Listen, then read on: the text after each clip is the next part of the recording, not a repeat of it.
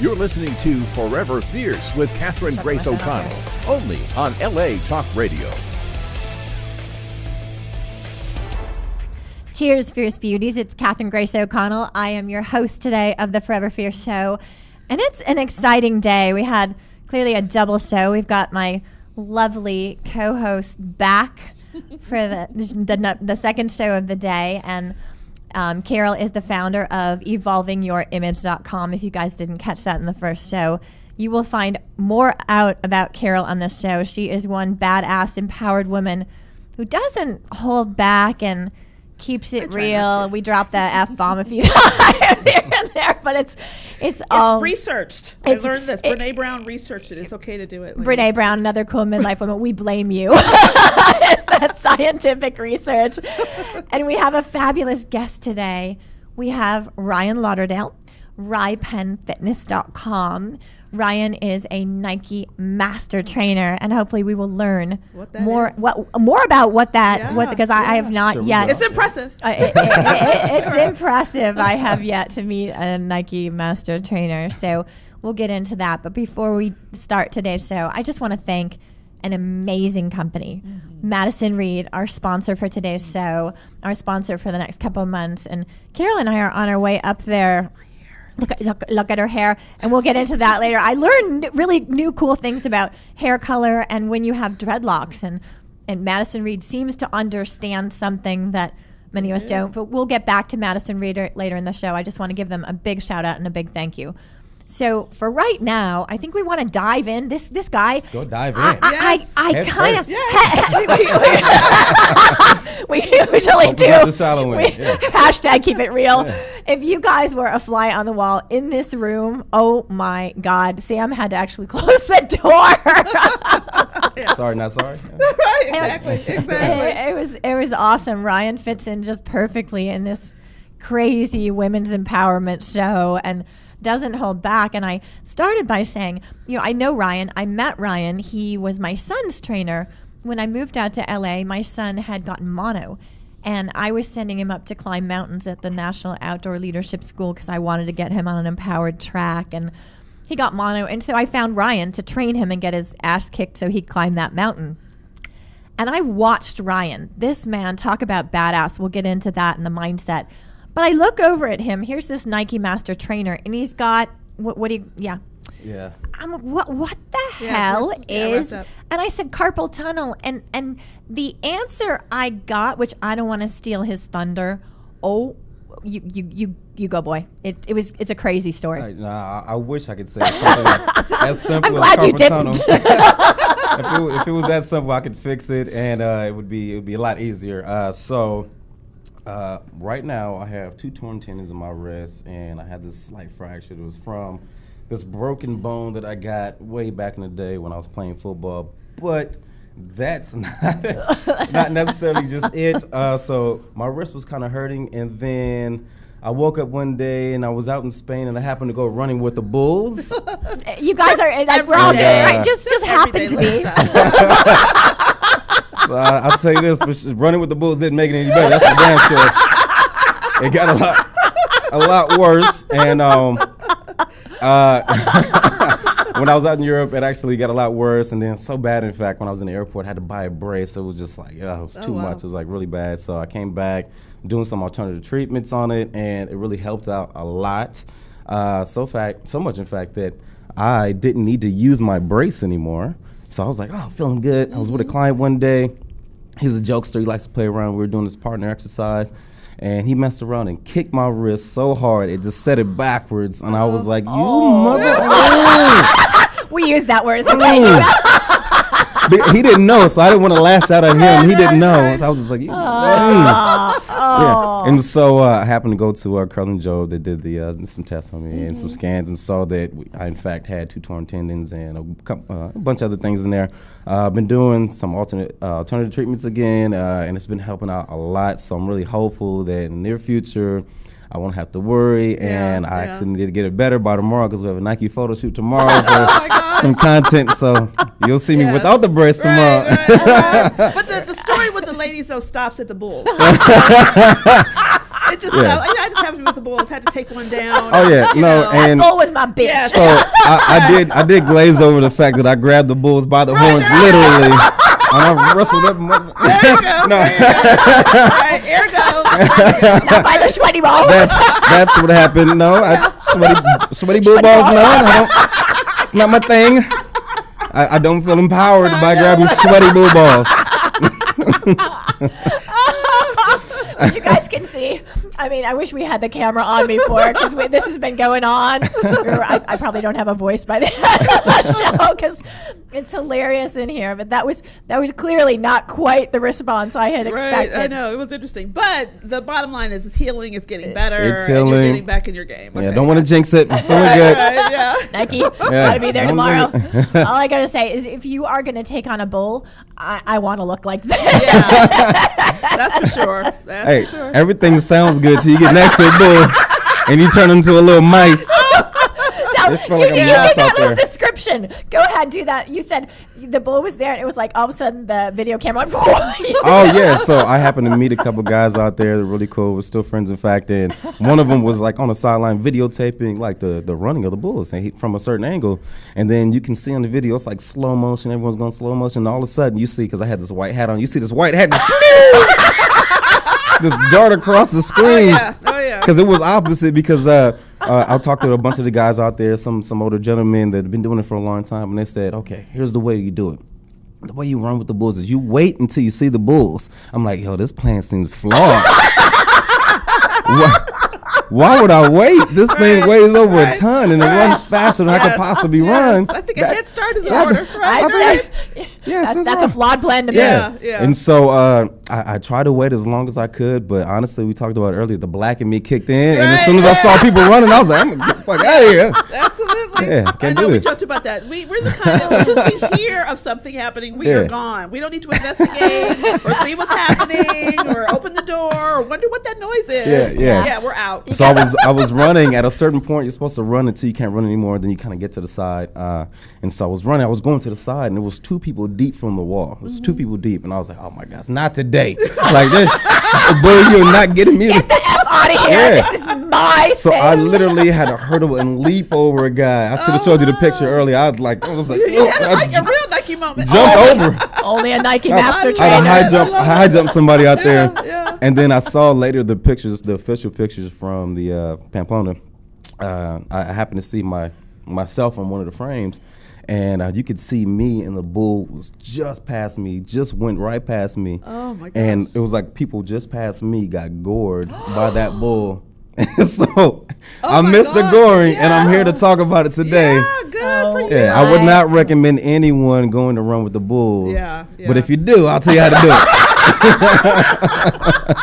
If you do, be a Nike master trainer. That's step 1, do that. Don't have with those That is bulls. step 1, right? So if that is your story, then I'm not going to do that. I'll just watch it from TV. It's a lot safer, more entertaining from TV. You can talk about how Yes. crazy those people are, Exactly. and know you're not one of the crazy people. Yeah. Yes. But yeah, it was a good time. That I love is, it. it was just not where I expected this to go. I couldn't have paid $1 million for that opening. right. So That's we're gonna run with that. So I don't even know where to go from there. But Ryan has an unbelievable philosophy. You know, we weave through every show fierce reinvention, and this man clearly is an unbelievable badass, fierce reinventor, not just of himself. But obviously, that's what you do for a living. And you have a philosophy. Develop, evolve, and thrive, which I think is awesome. But I want to get into that. What does that mean to you? And what, more importantly, what does that mean for those people out there? That means a lot to me. It kind of sums up my whole philosophy with the training industry, with my business. And in a way, I kind of take it from religion to kind of go on the other end, dive on the other end of things. Okay. My parents, very religious, came from a very religious background. So religion, talk about the Father, Son, and Holy Ghost, right? It's 3 pillars. It's very important. And so those are my 3 pillars of my business. Develop. You have to create a plan in order to be successful in anything, right? If you walk into anything and you don't know what you're doing, you should accept failure because it's going to happen. Yeah. It's bound to happen. So you must create that plan. All right. The develop is steps towards that plan, right? That plan that you created, now you have to take those steps towards that. All right, so you have to make sure that you put enough time in that development stage so that when you start to evolve, you are evolving into what you want to be. So you can go from that caterpillar to the butterfly, right? So the caterpillar becomes a butterfly, and then what happens? It takes off, and then it's thriving. So the thriving is a combination of both. Yeah, and it has to stay in that cocoon to be able to fly like that. And I'm sure with all these people who started their New Year's resolutions January 1st, like, and are right now pittering out on that, I'm sure your philosophy is something that would really be supportive, and probably why they're dropping off like flies because right if they had created a plan to get to where they needed to, they wouldn't be worried. They wouldn't question anything. They would say, hey, I'm going to stay to my plan. I'm going to stay true to it. And they would continue to follow that plan and know that they either are in the development stage or in the evolving stage. And just know that when you're evolving, that caterpillar is in there. It doesn't just like, 1 minute, like, I'm out. Like, no. That's not instant gratification, which we get a lot of days because of social media, because we see success stories of certain people, and you're like, I can get it too. Like, sure, I'm not going to say that you can't be, the anomaly, but at the same time, the majority of people have to go through certain steps to get things done. It reminds me of that commercial where the guy weighs himself, then runs around the scale and comes back and weighs himself, and he's hitting the scale like, why haven't you moved? Something wrong there. It's not me. It's not me. Like we want that. We live in this fast food society. We want it now. Instant gratification. He could actually, if he ran hard enough and he ran in a humid or hot climate or room, he could actually lose some weight. But what is that? That's water weight. Yeah. So he'll gain that right back then anyway once he replenishes his fluids. Yeah, and so it's a false reality. Yeah, it's a false reality. Yeah. I think that's awesome advice, and I think what I want to harness is what you said: expect failure, because I think that's what's really important. And I think we live in a culture where, like you said, we want sort of everything to happen right away. But the truth is, life doesn't go whoop like this.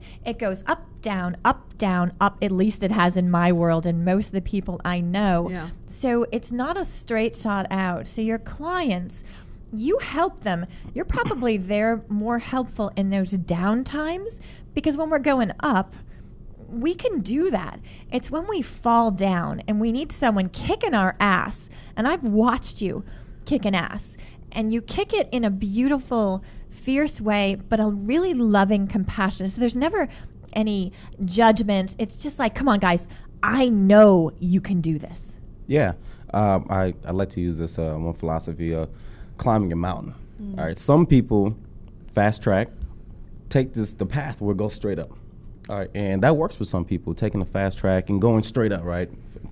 Fastest point from A to B is a straight line, right? It's the fastest way to get to A to B. My life has been this kind of gradual path around the mountain. It's not a huge incline, but it's a gradual path around the mountain. And what I realized, because you see the people going up to that one path, they go straight to the top really fast, and it all sounds good. And you look at it and you get kind of just like, man, why did I take this path? Like, it doesn't make sense. Yeah. But when that storm comes and that mountain gets slippery and those people no longer have traction or footing, they're sliding down that mountain, I have the traction because I took that gradual path. So I don't have to worry about falling back down that mountain. I'm there. I know I have the footing, and I know that I can keep moving forward when the storm comes, That's a great analogy. That's powerful. Yeah. I remember I used to be just such a big... I watched a lot of documentaries on Everest and all those crazy stories where people were climbing the mountain. I mean, literally climbing Everest, which is nuts in and of itself. And you'd watch the stories of certainly success, but more importantly, we learned from the stories of failure, not only failure, but death. And a lot of times it was ego. They didn't give up when they should have given up. The weather was changing, and they're like, wait, I'm right here almost at the summit, and I got to do this. And it would cost them their lives. So I want to throw that back to you, Ryan. How does ego play a part in both moving us forward and also moving us backward? Well, I think your ego is the reason why you're not going forward and charging forward full speed towards your goals. Because your ego is telling you, like, ooh, you don't want people to judge you. Because you don't want to seem weak. You don't want to seem like you're not confident, like you don't know what you're talking about, because you might be a very successful lawyer, you might be an amazing surgeon, but when it comes to health and fitness, it just like the buck stops there. You don't know. You just don't get it. It happens like that sometimes. So your ego is the thing that's holding you back. whether it be, you know, getting towards your fitness goals or other things in life. Mm-hmm. And so you have to step out of your own way, get help if you need it, mm-hmm. and continue to go back to what we talked about before, which was creating that plan. Yeah. You have to develop that plan. And so you can get rid of the ego. You want to get rid of ego as much as possible. I mean, to me, some of my favorite people, you know, in the world are the people that don't seem like they have big egos, right? Yeah. Like, sure, like everyone has like a little bit. Like, you have to be confident in oneself. You have to be confident in oneself, but doesn't mean that I have to put down other people. Right. We talked about that earlier about shaming and body shaming. That's a thing that a lot of women have when they go in the gym, right? Mm-hmm. Whether they're very fit or needing to be more fit, it doesn't matter. It's both sides of the coin. And I see that with some women now, like we're accepting more different body types, which is great. But I see some women putting down the opposite end of the spectrum. All right, so yes, we can accept more curvier women. Yeah, that's a real woman's body, but you know, a real woman's body is also petite and athletic, and everything in between. Right. Let's not bash anyone. Right. Let's not bash. Let's accept you for what you are. Let's learn from each other. Yeah. And be the best you can be. Yeah. And it sounds like, I mean, what you're describing is a lot of mindset that you have to really weigh through. Yeah. And, you know, all the stuff that goes in your head or what you think about yourself or other people or whether or not you can do it or you're familiar with it. I'm wondering how much of that do you work with your clients, you know, really helping them with that mindset? Because, you know, I mean, people yo-yo a lot. You know, you're in there and then all of a sudden you step back and then, you know, and I understand about the plan and that type of thing, but how do you get that mindset to really latch in there and to keep you on that forward path? It's the continuance of talking about the positive steps towards success, right? Whether it be, you know, my mantra, develop, evolve, thrive, or whether it be other things as far as just accepting of failure, accepting that that's just going to happen along the path. Mm-hmm. You know, like no one wakes up one day and then starts lifting and then sets a world record. That doesn't happen. I have a client, she's 66 years old. She's about 130 pounds. When she first came to me, she was much larger. She just wanted to lose weight, and that's what we did. We got her down. She lost the weight, and then along that process, I was showing her different modalities in order to, you know, help to increase like the amount of fat loss. So she got hooked on powerlifting, believe it or not. This 130-pound, 66-year-old, and so she went from just lifting, like, what is this? Let me try it.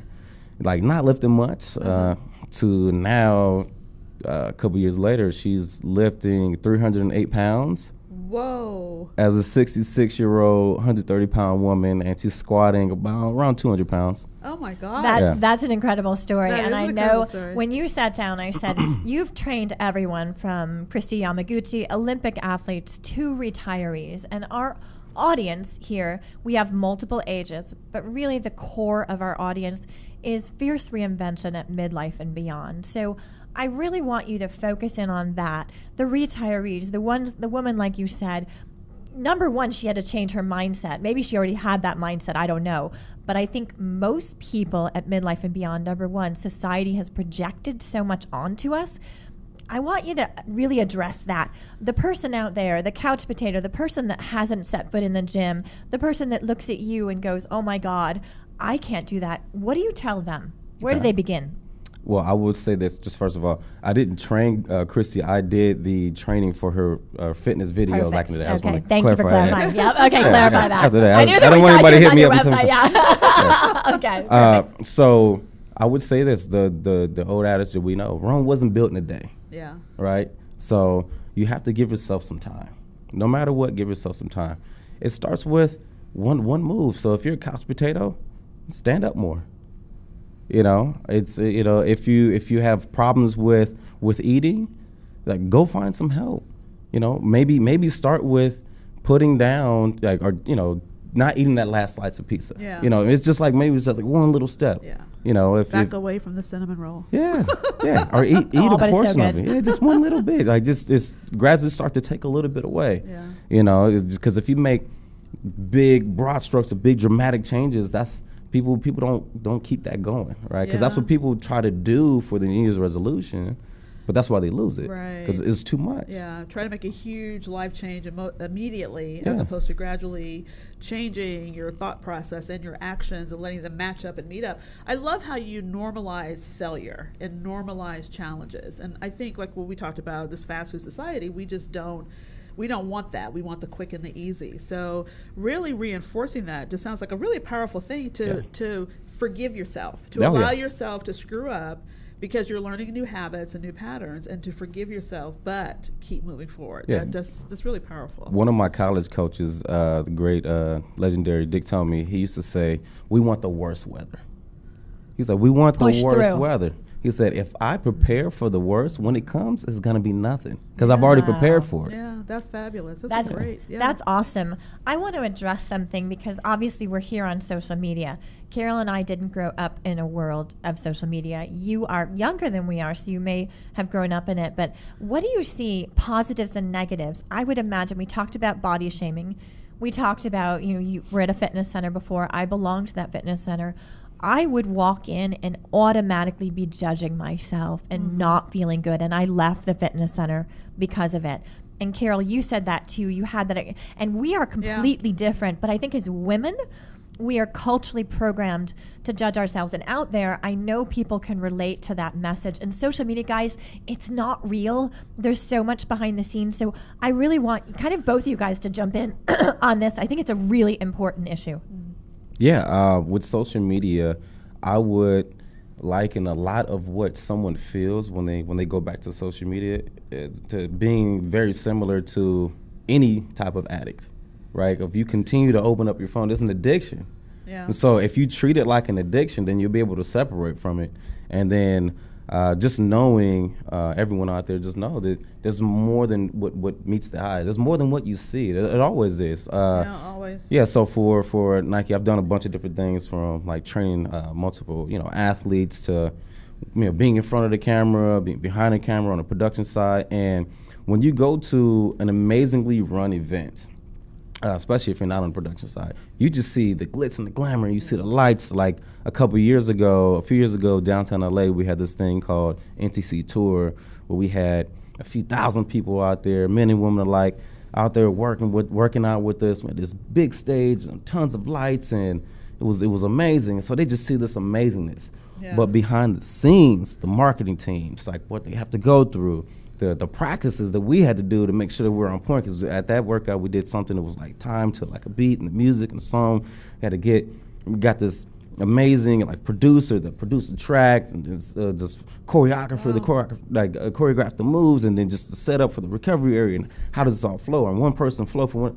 So there's a lot behind the scenes that you don't see. Yeah. So just know that it's not easy, but it is worth it, right? Because at the end, you want to feel good about yourself. So you have to ask yourself, what makes you feel good about you? Mm-hmm. What makes you feel good about you? And if you know, like me, my health and how I feel physically, and also for me, how I look physically, ties into my motivation and my mental well-being, well, I'm going to make sure that I make sacrifices along the way to make that a priority. That's another problem is, what's wrong with these kids nowadays? These kids nowadays. Felt like my dad. Get off my lawn. But really, these kids.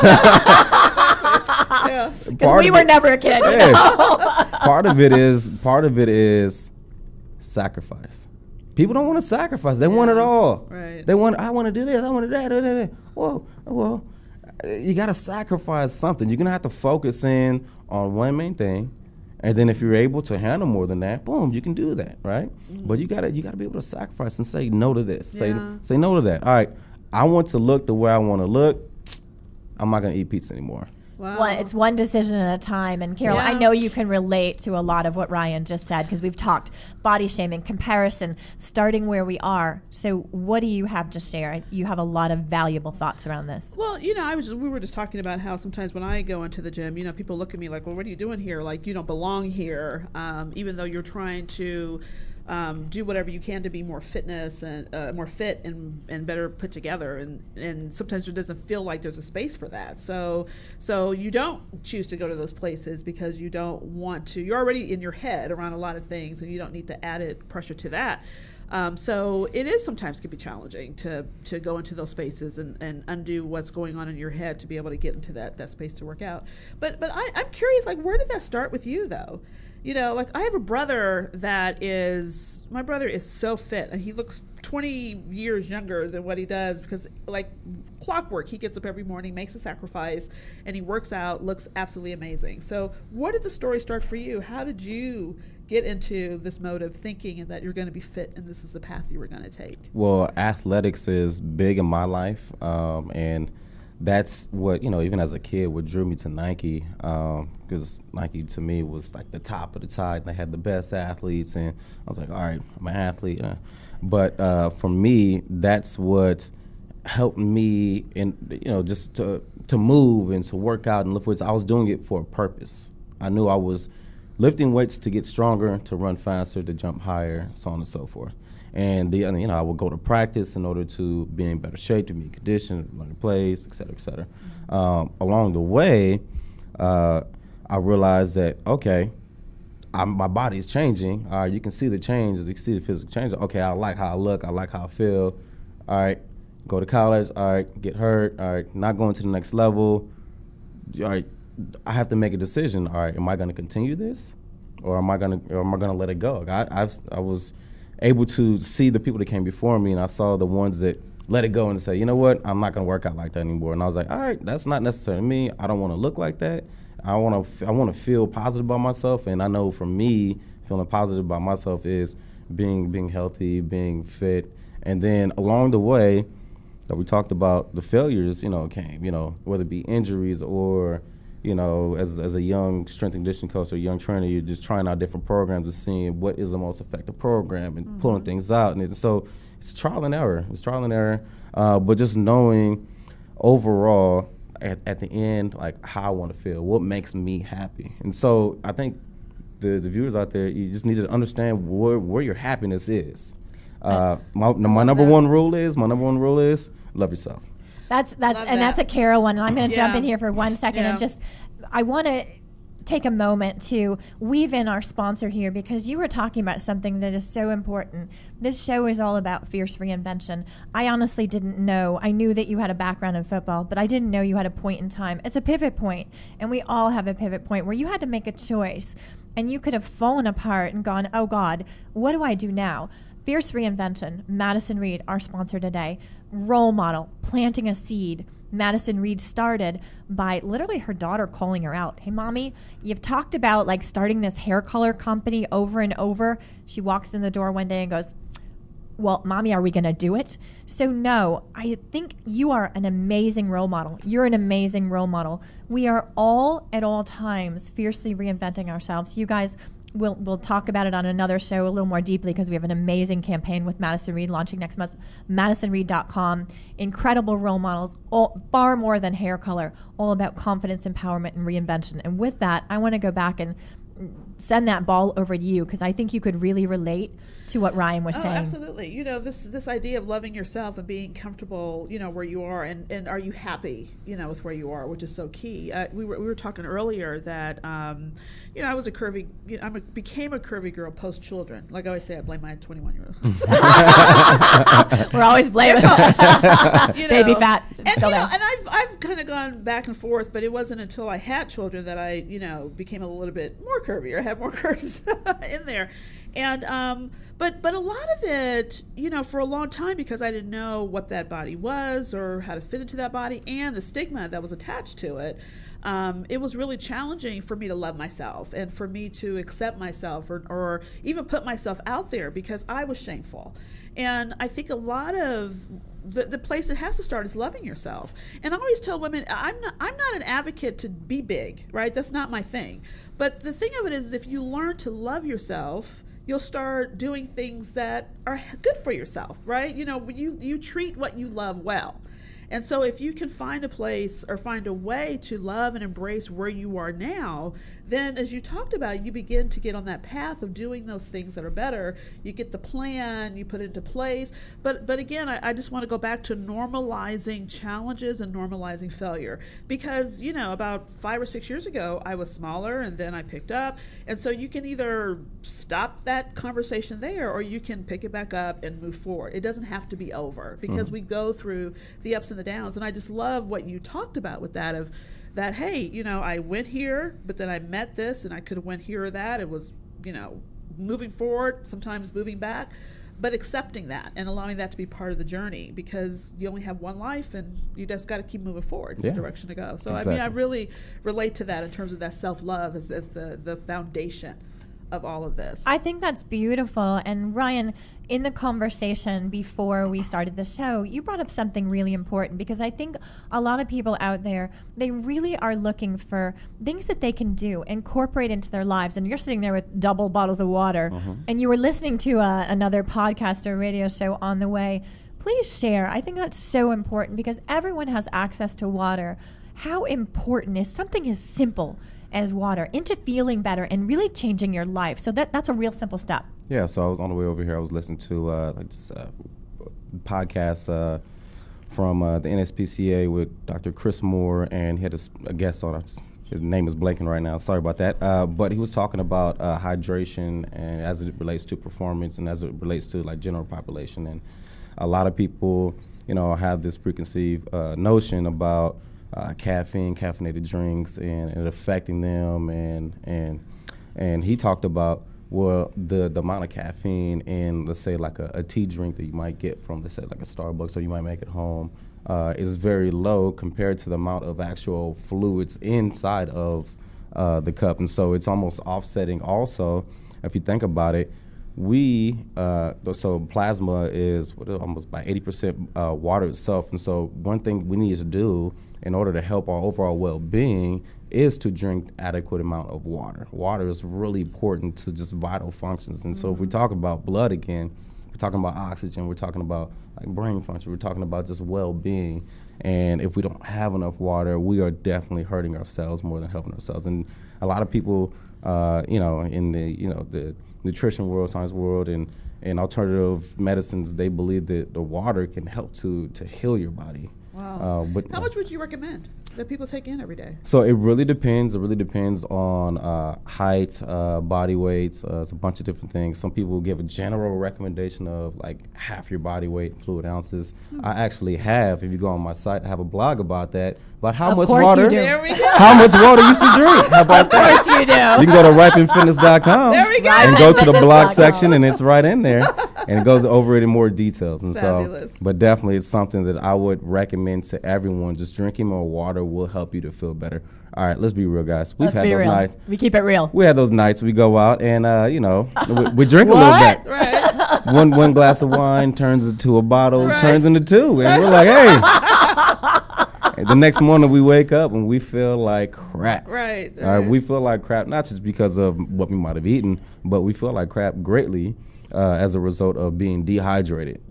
And so hydration is very key to just human performance as well as athletic performance. Okay, so before you get your club on, drink some water. Before you go, and we haven't had any alcohol today. We may act like it. I don't think they believe us. Nothing back there, I swear, guys. But I love what you said. I mean, number one, it's super simple. Water. Everyone has access to water. Action step. Go get some water. Drink. Get on Ryan's blog, rypenfitness.com. Read his blog. There's so many helpful things on there. But you said something else that made me, we had an earlier conversation. Someone like, you know, Ryan, you look so fit and there's no fear in this mindset, but is that real? I think people want to hear the human being on the inside. You've had a couple drinks the night before. You have to go to the gym. You have a 10, 12-hour day with clients. You don't feel great. What do you do not only to empower yourself, but also your clients when they walk into the gym in that day and they don't feel like it or they want to give up on those New Year's resolutions? What do you tell yourself and what do you tell others? Yeah. Well, just how many In-N-Out burgers do keep you it real. How much In-N-Out do you take in? Keep it real. I'll be real. I haven't had In-N-Out for a while, but I'm not putting it down. I think it's one of the greatest burgers here on the West Coast. It's a staple. This show is not sponsored by It's not. But I think it goes back to because I know like how working out makes me feel. And so believe it or not, I never got that euphoric feeling. When I was younger, when I was working out as an athlete, I never got that euphoric feeling. That endorphin rush? No. Never. Out of town. Never from working out. It was just more of like being stronger or, gaining muscle or like, okay, like I feel great there. But it wasn't like, like people talk about runner's high. Never until a certain point hit, and I was like, "Oh, this is what everyone's talking about." Like, oh, this is great. Like, I get it now. Yeah, It's okay. We talked about earlier about social media. Like, addiction is a real thing. You can be addicted to many different things. A lot of people are addicted to their job and work. So why not put that into something good that's going to be beneficial for you and your overall well-being, your health, and your family. If you're positive, you feel better. Do you have better interaction with other people? You feel positive. You want your home life to be good as well. And so, if you're bringing positivity to your home life, it's gonna help you out as well. Yeah. So it sounds like this is just. It's not like you have to think about. I need to work out today, or I don't want to work out today, or well, what I'm going to face with. It becomes autonomous, at a certain point, because even me, there's certain goals that I have to set in place for myself. If I go out there aimlessly into the gym and just throw a couple things around, it's not really going to do anything for me. Yeah. And so I have to create goals for myself as well. So because I have created those goals, I work for it. Yeah. I work for it to evolve it, Yeah. so that I can see those goals coming to fruition, and that's the thrive. Yeah. So this is a philosophy you live. Boom. Yeah. Yes.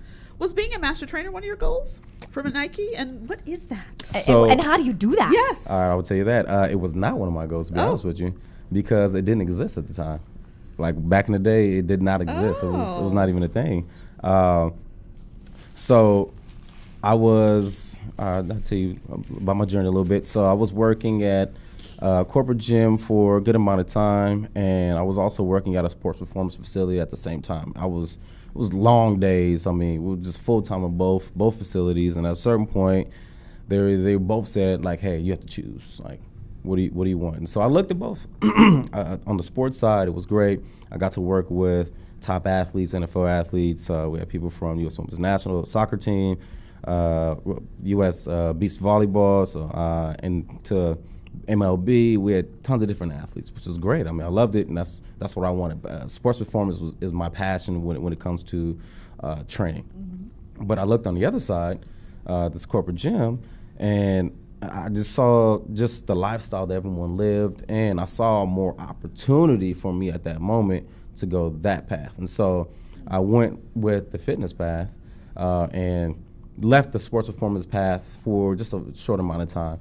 While I was there, a coworker I worked with knew someone who worked with the agency that does work for Nike, and she was like, "Hey, you seem like a Nike guy." She's like, "There's this opportunity coming up. My roommate is doing some stuff. Like, you interested?" I'm like, "Yeah, sure. Tell me about it." And so a couple months went by, and she never followed up. I didn't hear anything about it. And I was like, one day at the gym, I was like, "Hey, whatever happened to that Nike thing?"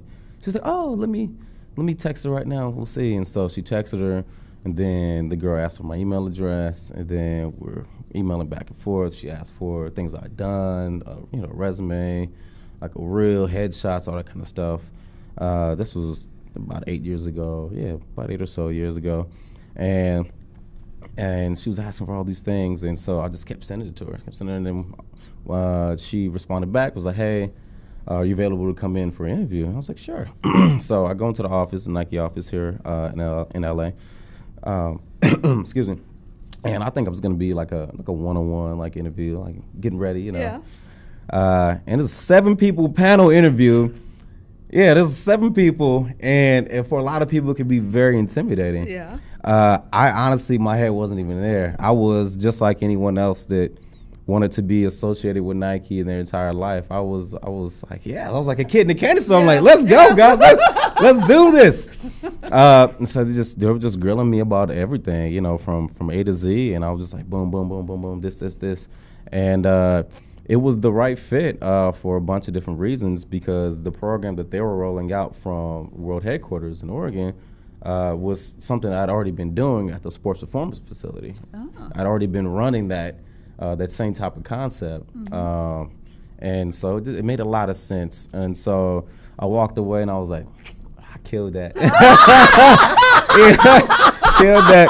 I mean, yeah, I didn't do a little happy dance, but you know, I was like Cardi B. I don't dance no more. I make money moves. I'm feeling good.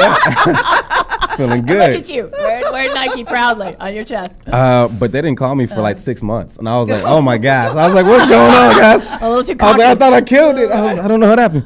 And so I was talking with my best friend. I was like a couple weeks, like next week or so after. I was like, dude, I didn't hear anything. Like, what should I do? And he's like, all right, if you really want it, you got to show them that you want it. You have to show them that you want it. And I love that. And I heard that.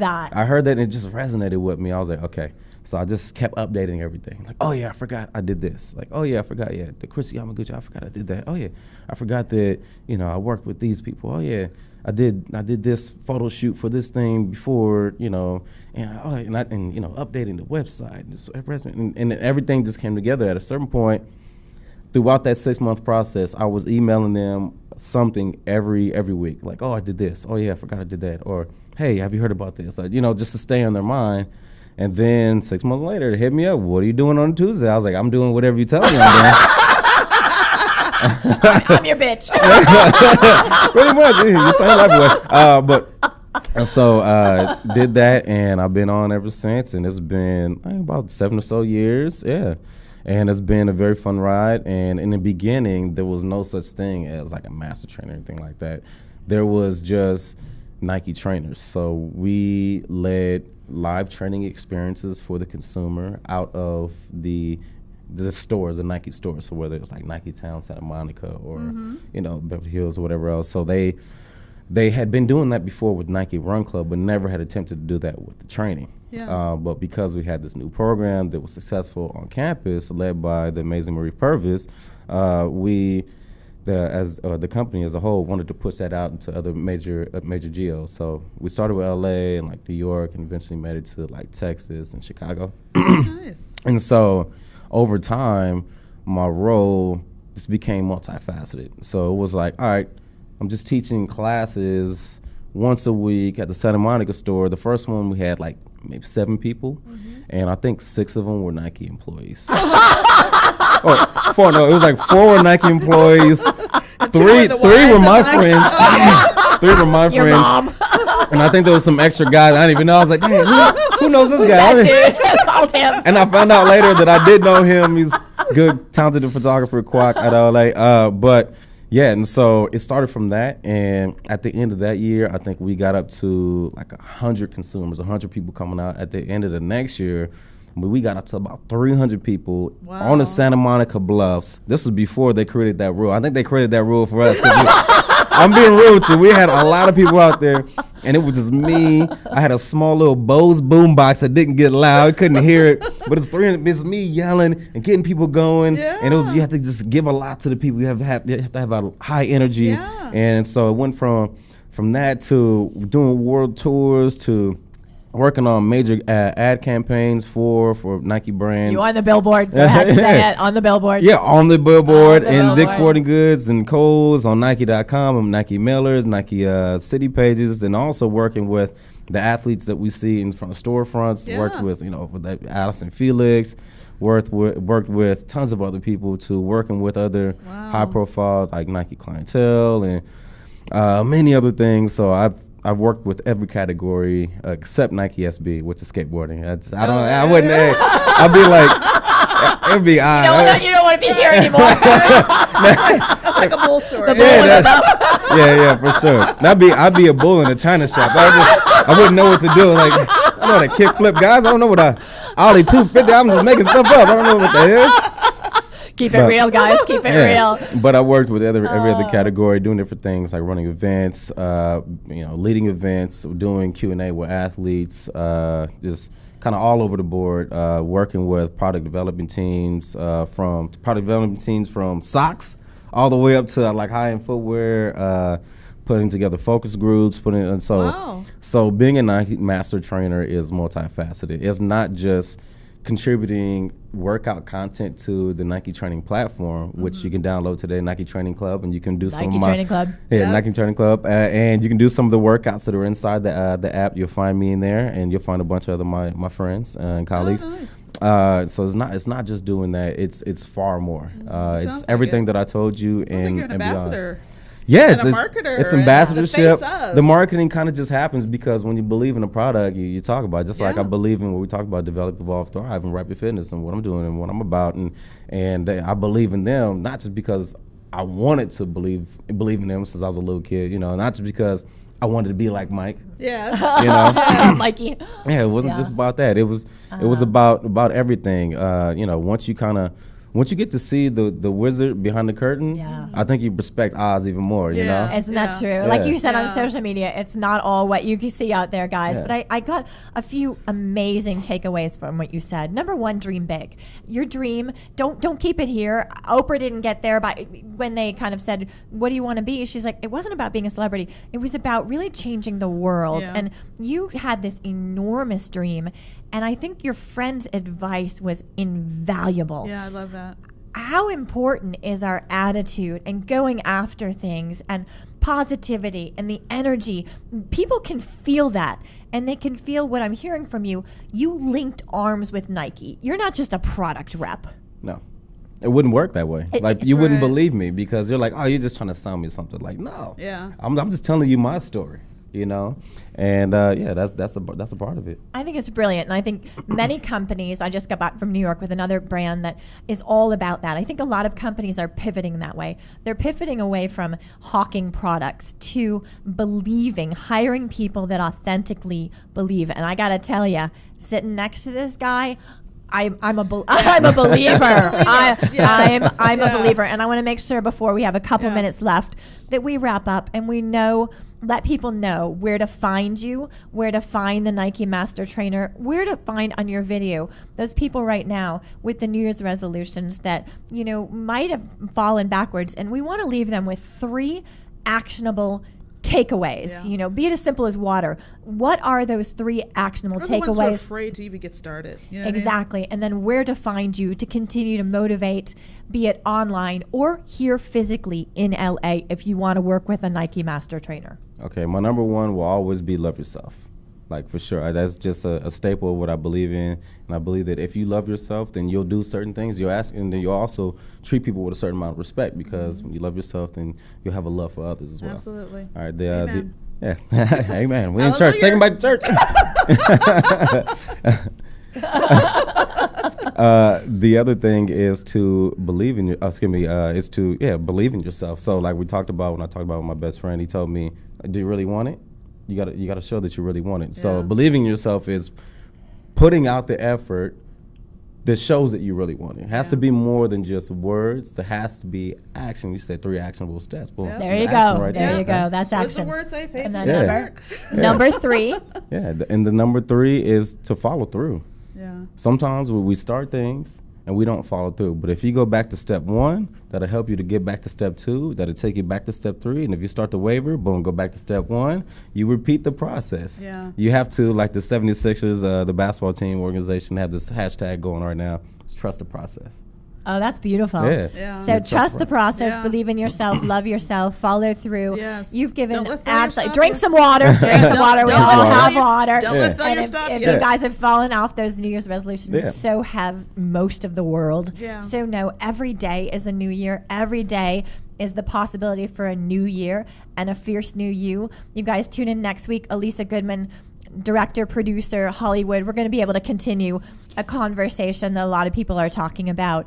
Oprah, the Golden Globes, the Oscars coming up. From an insider, Carol Parker Walsh, Dr. Carol Parker Walsh, flew in from Washington State to be here for you guys. She is kick-ass. Talk about fierce reinvention. EvolvingYourImage.com, RyPenFitness.com.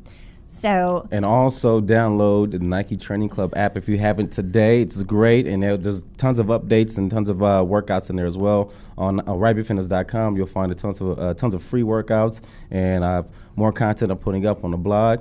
Also, this really great thing that's coming out. It's called GoTime.com. So GoTime.com is also an app, so it's a fitness app. So if you're looking for a trainer, that is the place to go to so you can find the best of the best. Awesome. GoTime, that's TYM, GoTime.com. GoTime.com. And I know many of you, like myself, can't afford a personal trainer, so GoTime, TYME.com. TYM.com. TYM.com will be your own, app for your own personal training. So go drink up and not the other kind of drink we talk about. I mean, if you do, just stay hydrated, You still got to treat yourself, And when I say cheers, beauties. Cheers, beauties. Stay fierce.